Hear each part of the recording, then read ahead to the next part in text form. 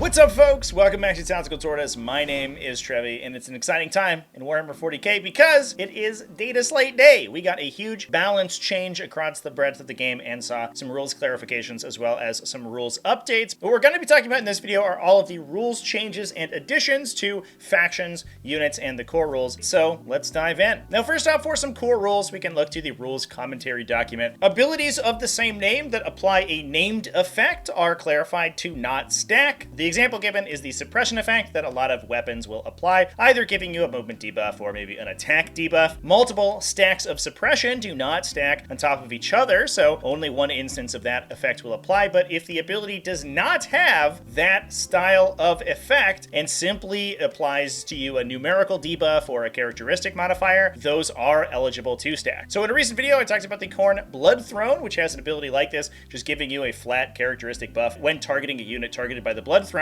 Because the Blood Throne doesn't affect you with an ability like a Blood Curse or something like that, you're able to stack multiple of those on top of each other. And we did see a couple of units get added a named modifier inside their abilities so that they don't stack as per this rules commentary entry. Secondly, models being regenerated to a unit can do so while off the table. This is specifically important for units like Grey Knight Terminators with their Apothecary. They're able to regenerate models back on the table while they are in Teleport Assault. Previously, you couldn't do this because you had to place that model back into coherency, and your unit could not be coherent when you were off the table. There are still some instances in which this doesn't apply, however. Genestealer Cult's Cult Icons, for example, can return models to the unit during your reinforcement step. This only works if you use the ability before you set the unit up on the table. So once the unit has been set up, those models cannot come into coherency with the model that was there at the start of the phase, so you have to do it while they're still in reserve. Just a little bit of a sequencing thing. It's also important to note that this doesn't affect Necrons in most instances because the reanimation protocols do not naturally activate when they are off the table. But if you use the stratagem from Hypercrypt Legion, you can potentially add models back into your unit while you are not standing on the table. You just have to have a specific effect that activates your reanimation protocols because they only naturally activate when they're on the battlefield. Next up, disembarking from transports has gotten a lot of buffs, including the ability to disembark from transports when they arrive from reserve. Previously, it was nebulous whether or not you could do this, and the implication of the rules was that you could not. However, that has been reversed. The unit can disembark as soon as a transport reserves. They are set up normally, but must be 9 inches away from enemies and cannot charge that turn. On top of that, disembarking from transports, that whole measure has been changed to essentially projection measure. This means that units disembark 3 inches horizontally and 5 inches vertically away from the transport, kind of like you are measuring engagement range of the transport, but with a 3-inch horizontal distance. This allows you to disembark next to the transport without having to measure at an angle from the extruding bits of its hull, which is especially useful for units like Drukhari transports, which, oh boy, are we going to be talking about later on towards the end of this video. Hazardous checks have been ruled to work as they were originally ruled at the World Championships of Warhammer. This means that when you suffer damage from a hazardous weapon, you choose a model in the unit equipped with a hazardous weapon to receive the penalties of that failed hazardous check. That could be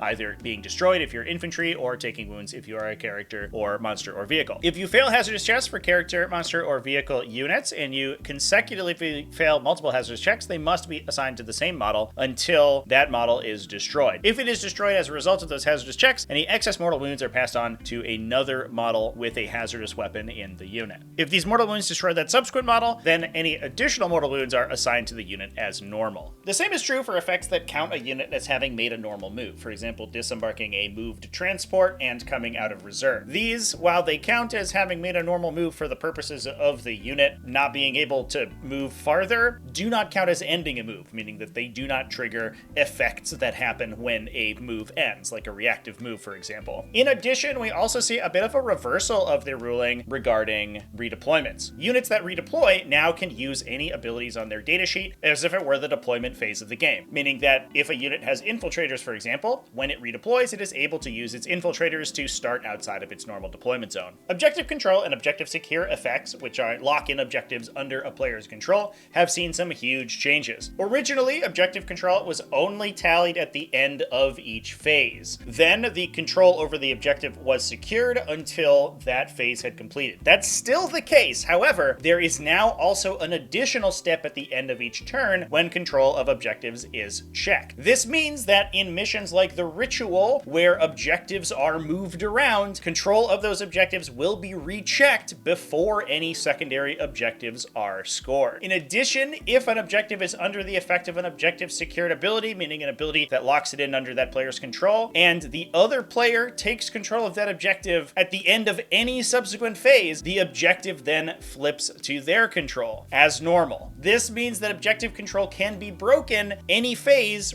not just at the end of any turn. A huge change from the original wording of these abilities. Last but certainly not least, characteristic modifiers have been clarified within the rules commentary to work on effects that modify your weapon characteristics, things that will potentially reduce your AP or damage of your attacks. This was another rule that was extremely nebulous. Within the rules, it was never clarified whether your weapons are actually part of your model's characteristic, but now it has been clarified that they are, which means that units like Trajan Valoris will ignore effects like Armor of Contempt or damage reduction effect on the unit that he's joined into. Huge buff for that guy and other effects like his. And with that, we'll transition into talking about the individual factions, and we'll talk about Custodes first. Adeptus Custodes did get a small but very important change. They got their 4+ Feel No Pain from their detachment ability back against critical wounds from devastating weapons. Normally, devastating wounds bypass all saving throws outside of Feel No Pains, and the Custodes ability only works against mortal wounds, which devastating wounds originally applied to them, meaning that when the indexes were first designed, they were meant to get their defensive buff against devastating wounds. The rules were changed so that they didn't, and it was a huge problem for the faction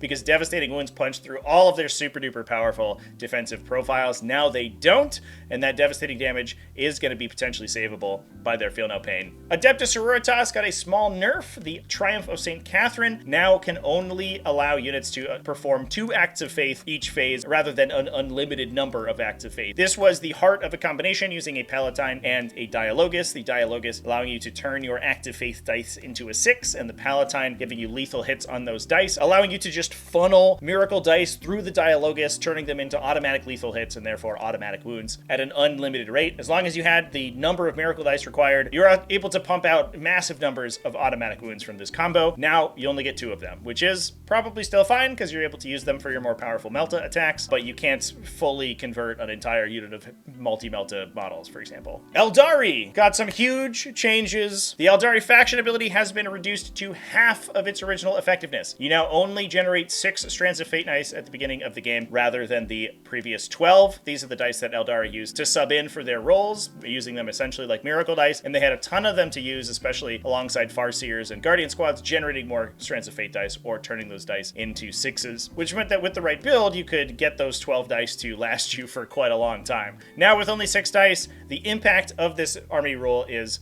much reduced. The Fate's Messenger enhancement now only works for the model with the enhancement. This was used previously to benefit attacks from large infantry squads like Wraithguard, where you could automatically convert lethal hits or mortal wounds from their attached spirits here. Now you can't do that, but you'll just go back to the old technology that we saw at the beginning of the edition, where you use this ability on a Death Chester to get a bunch of sustained hits or devastating wounds from his gun. So not a huge change, to be honest, although it does reduce the power level of the Wraithguard brick quite a bit. And speaking of that Wraithguard brick, Phantasm has also been nerfed. It now only works on infantry units and moves them d6 inches rather than the previous up to 7 inches. This is a huge change, and while in a lot of instances I think will function largely the same, it prevents units from being entirely unassailable even if they play aggressively, being able to move 6 inches out of a building, for example, and then Phantasm would just move back into the building after your opponent has moved to come attack them. Now you have to roll the d6, and you have to play much more casually in order to get use out of that stratagem. And in some instances, you'll pay the CP, roll a 1 on your d6, and get very little benefit from it. In a lot of instances, like I said, I think this is going to be the same, and the Eldar player is just going to have to play a little bit farther back with their units to make sure they get use out of that Phantasm, but it being a random dice roll does mean that there is a failure point there that there wasn't before. Night Spinners now just reduce advances by 2 rather than entirely disallowing them. This isn't a huge change, but it is kind of important. There are a lot of units that can advance and shoot or advance and charge, for example, and Night Spinners entirely removed their ability to interact with those abilities at all. Now they just make your units suck like they did previously, instead of basically making them not be able to participate in the game. The Incarn has seen a huge change. It can now only teleport once during each of the Eldari players' turns, not once per phase anytime a unit is destroyed. This means that while you can use the Incarn aggressively to shoot an enemy unit to death, teleport the Incarn up to it, and then charge with it, you cannot then use it defensively. So if then on your opponent's turn they kill one of your other units, the Incarn can't teleport away, making it more of a one-hit wonder missile style of unit. You're going to be able to jump it across the table, access some maybe juicy enemy targets, kill them, but once the opponent comes in to try to kill the Incarn on the swing back, you're probably just going to die. And last but certainly not least, the Wraithguard brick have been nerfed. Once again, the reactive fire can now only be used against the unit that shot at them. You cannot retarget to any other unit that you so desire that is an eligible target. And they have to be able to be eligible to shoot at that target, meaning they can't, again, use it when they're engaged. Again, not a huge change, but does reduce the potential snowballing that the Wraithguard brick could do when you would attack them and they would end up killing another unit that hadn't yet attacked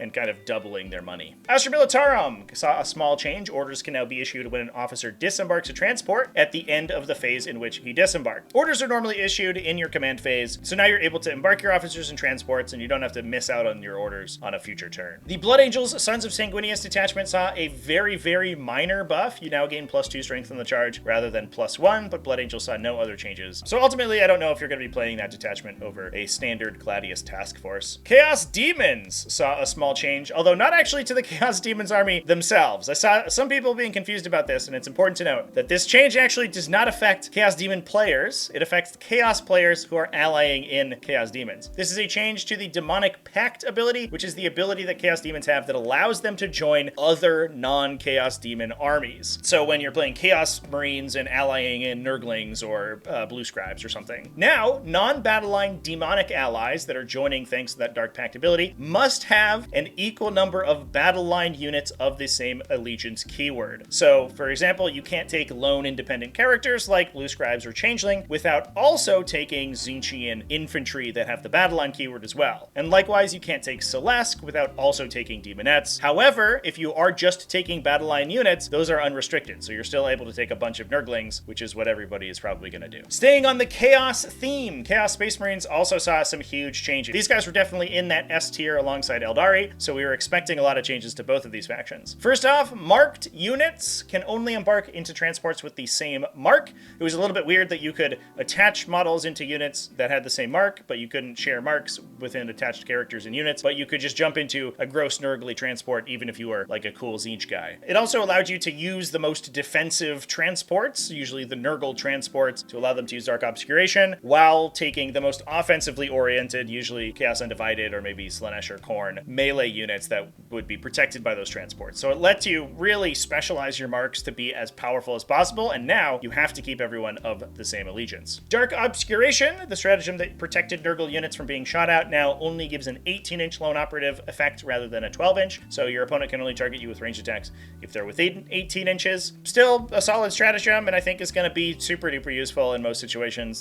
There just is some counterplay now, rather than you being able to screen out your opponent from attacking your Nurgle units entirely. Profane Zeal now only grants full wound rerolls to undivided units rather than full hit and wound rerolls. Although the stratagem still gives you reroll hits of 1, and undivided units will normally be getting hits of 1 from performing a Dark Pact anyway, so they'll still get rerolls of 1, but they won't get the full hit and wound, just the full wound. That's a big deal because you used to be able to pray for getting sustained or lethal hits. Then using Profane Zeal, you could reroll and try to get more of those, absolutely get massive numbers of additional attacks. Last but certainly not least, Accursed Cultists have been nerfed significantly. They are now only objective control 1 and only regen once per round. Previously, they regened once at the start of each player's turn, getting either 3 mutants or a torment back. Now it only happens during the Chaos Space Marine player's command phase. Death Guard saw a very minor change. The Biologus Putrefier's free grenade ability can only be used once per round, so you can't take 3 Biologus Putrefires and have them all throw their free grenades all at the same time and do a billion mortal wounds to your opponent. You now have to choose one of them to use. Grey Knights did get some pretty significant changes. Caldor Drago can now use his improved charge ability out of Deep Strike as well as out of Teleport Assault. Previously, it was only when he started the game in Deep Strike and Deep Struck normally, but now he can start the game on the table, go into Teleport Assault, and get his expanded charge charge when he teleport assaults, potentially able to do it on the bottom of the first battle round. Nemesis Dread Knights and Grandmaster Dread Knights got some huge stat buffs on their weapons, including +1 weapon skill on all their big swords and hammers, and improved AP as well as ignore cover on their heavy psi cannons.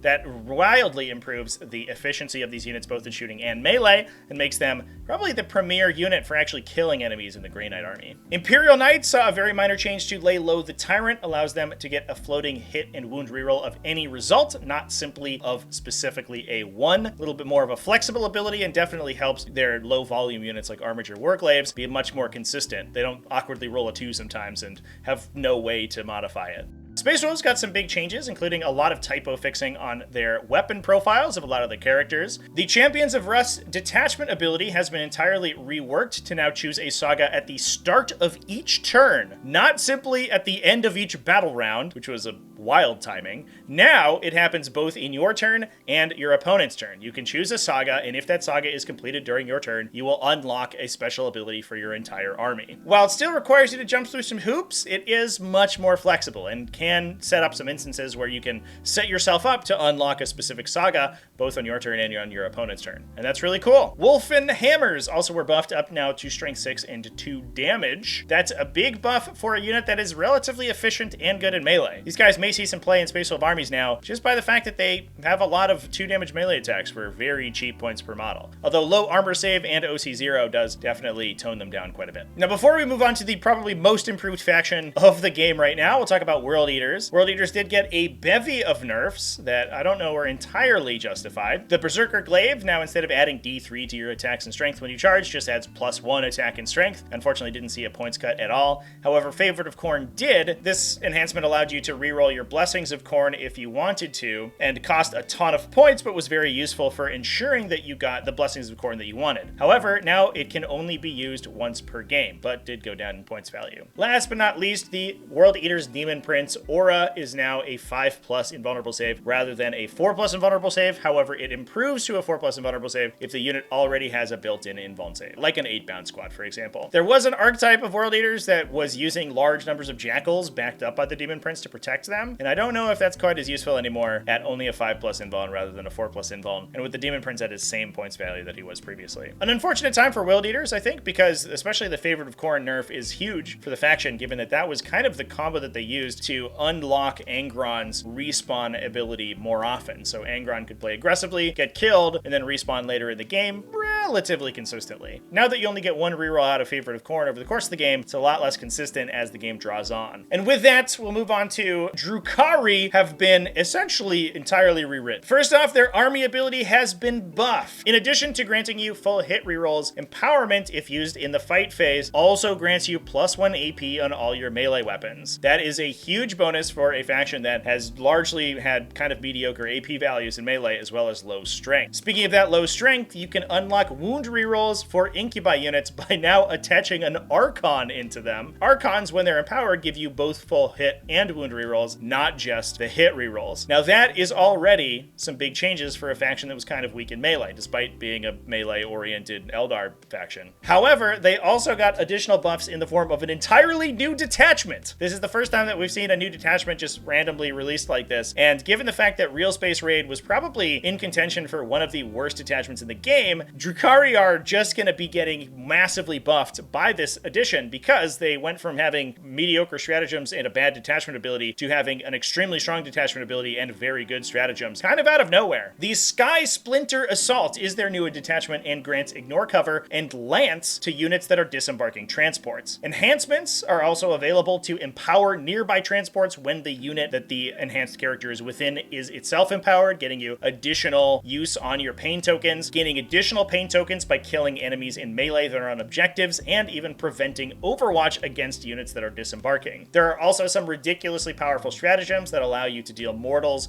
to a unit after a transport attacks based on the number of models embarked in that transport, gaining sustained hits after disembarking a transport, allowing you to buff your guns as they're jumping out of a raider. 4+ invulnerable saves on vehicles vehicles, affecting not only transports, but also units like Ravagers and Void Raven bombers, as well as reactive moves on transports when enemies move up close to you, moving after fighting and embarking into a transport, and last but certainly not least, disembarking and charging after a transport moves, which is normally disallowed. This combination allows fast melee units like witches or incubi to charge after moving with a transport, so a fast transport like a Venom can move 14 inches, disembark a unit 3 inches, especially now that you are using that projection measuring from the rules commentary rather than measuring from the pointy bits down to the table of the transport model. That's a lot easier to do. Then gaining Lance and a +1 AP by empowering the unit.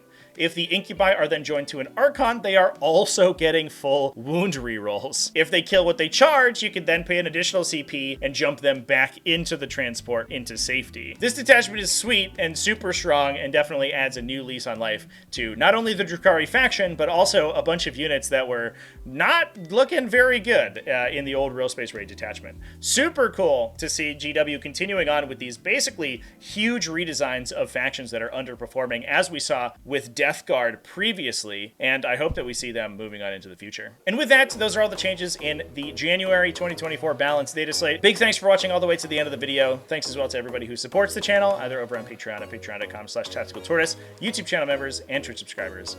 All you people are amazing and I love you. Remember to keep it classy, folks, and have happy wargaming.